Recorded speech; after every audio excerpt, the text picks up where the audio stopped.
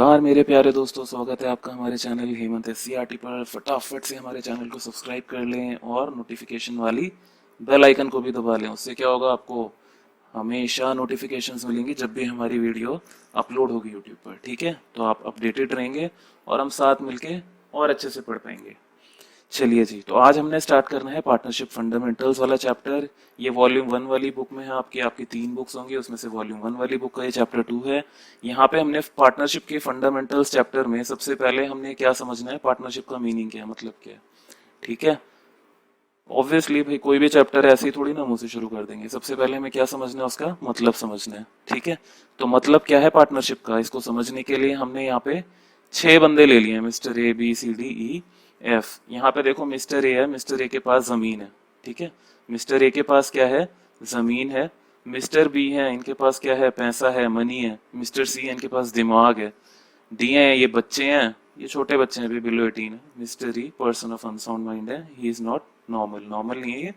और mister F कौन है, क्रिमिनल है, इन्होंने कोई क्राइम किया हुआ है। ठीक है, तो सबसे पहली बात हमें ये समझनी है कि पार्टनरशिप में आने के लिए, मतलब हम अभी देखेंगे, लेकिन पार्टनरशिप में आने के लिए कौन कौन लायक है। कोई है लायक,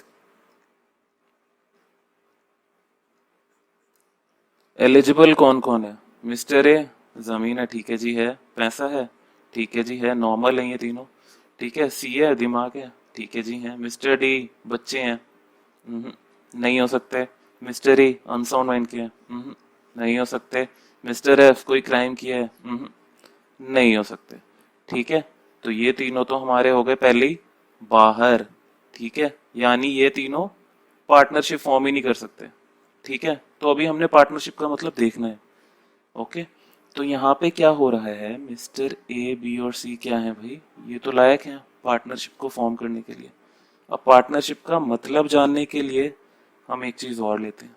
ए बी और सी क्या करने वाले हैं, ये तीनों करने वाले हैं मोबाइल फोन मैन्युफैक्चर करने वाले हैं। ये मोबाइल फोन्स बनेंगे जी।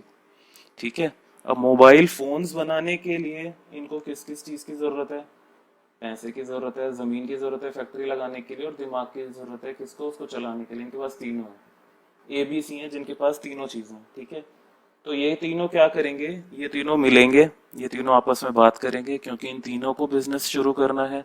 मोबाइल फोन मैन्युफैक्चरिंग करने का बिजनेस शुरू करना है। किसी के पास जमीन है, किसी के पास पैसा है, किसी के पास दिमाग है। तो ये तीनों मिलके क्या कर लेते हैं, A B C private limited अपनी एक कंपनी स्टार्ट कर लेते हैं। ठीक है, इस कंपनी के अंदर ये क्या करेंगे, अपनी जो भी मोबाइल की मैन्युफैक्चरिंग है वो करेंगे। ठीक है, अब ये जो इन्होंने तीनों ने मिलके कंपनी खोली, ये कंपनी खोलने से पहले ये आपस में कुछ ना कुछ अग्रीमेंट भी करेंगे कि हम तीनों में कैसे कैसे, कौन कौन सी चीजें कैसे कैसे होंगी, कैसे बटेंगी, कौन काम करेगा, कौन घर बैठेगा, है ना। तो ये जो भी एग्रीमेंट होगा इन तीनों के बीच में, यही बेसिस है किसका, पार्टनरशिप का। और इसी को हम पार्टनरशिप बोलते भी हैं। ठीक है, जो भी एबीसी मिलके काम कर रहे हैं, सिंपल सिंपल सा वो पार्टनरशिप है। लेकिन इनका मोटिव एक है, इन तीनों के पास अपने अपने रिसोर्सेज अलग अलग हैं। इन्होंने एक कंपनी फॉर्म करी, कंपनी फॉर्म करी इन्होंने, उससे पहले एक एग्रीमेंट बनाया होगा। एग्रीमेंट ही बेसिस है किस चीज़ का, पार्टनरशिप का, क्योंकि उसमें लिखेंगे कि भाई मैं इतनी चीज़ करूंगा तो इतनी चीज़ करेगा, तो इतनी चीज़ करेगा। अच्छा, ठीक है, चीज़ें करने की बात तो हो गई।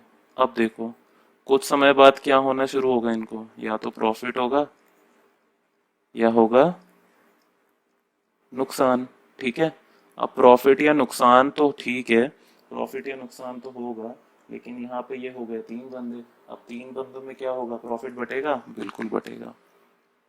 नुकसान बटेगा, बिल्कुल बटेगा। कैसे बटेगा, वो इनके आपस की बात है, वो हम आगे देख लेंगे। ठीक है, बराबर बराबर बटेगा या अलग अलग तरीके से बटेगा, वो बात की बात है, हम बाद में देखेंगे। ओके, तो प्रॉफिट या लॉस पार्टनरशिप में आने के बाद या दौरान जो भी होगा वो तीनों शेयर करेंगे। ठीक है, अब एक चीज और देख लेते हैं। यहाँ पे मिस्टर ए है, mister B and mister C, ठीक है, mister A mister B C को बोलते हैं कि भाई, जनरली यही होता है, मिस्टर ए मिस्टर बी और सी को बोलते हैं कि भाई क्या है, एक डिसीजन लेना है regarding the battery of mobile phone,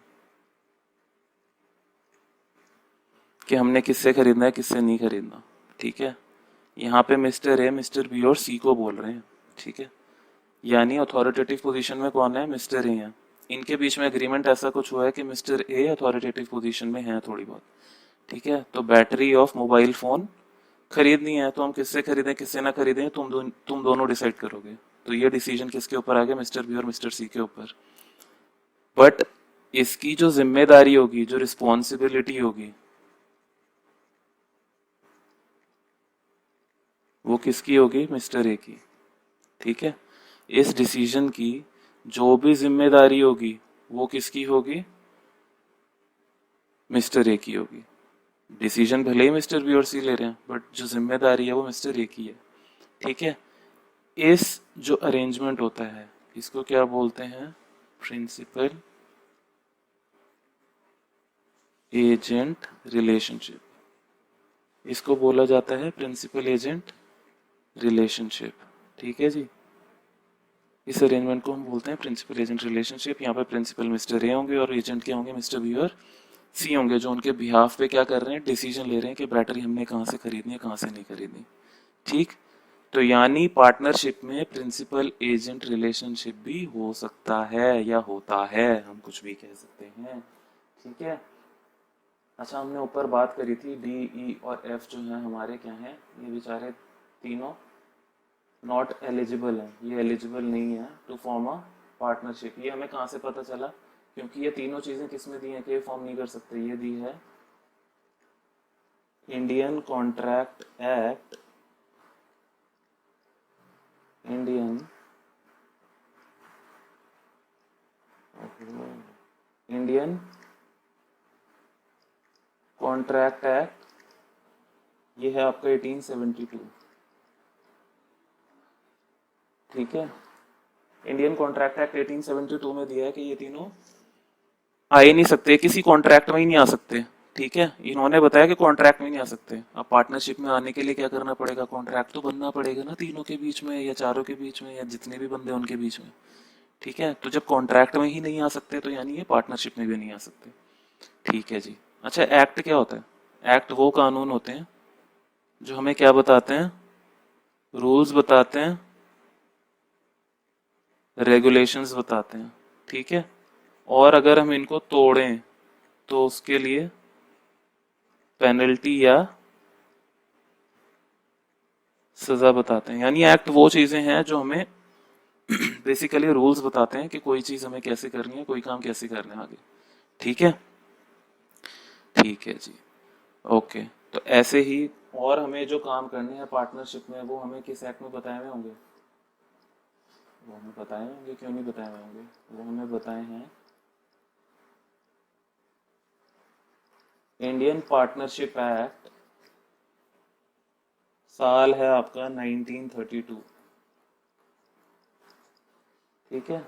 Indian partnership act 1932, ठीक है। इंडियन पार्टनरशिप एक्ट 1932 पूरा क्या करेगा, ये गाइड करेगा हमें कि कैसे कैसे हमारे नियम है, कैसे कैसे कानून है, कैसे कैसे पार्टनरशिप चलती है, कैसे कैसे नहीं चलती।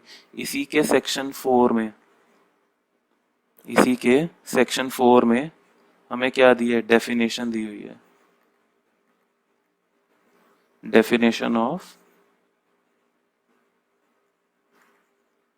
पार्टनरशिप, ठीक है। अब डेफिनेशन ऑफ पार्टनरशिप क्या है ये भी देखनी जरूरी है। डेफिनेशन ऑफ पार्टनरशिप बोलती है it is the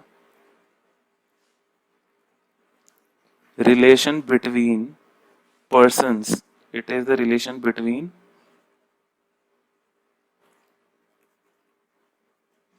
persons who have agreed to share profits or losses of a business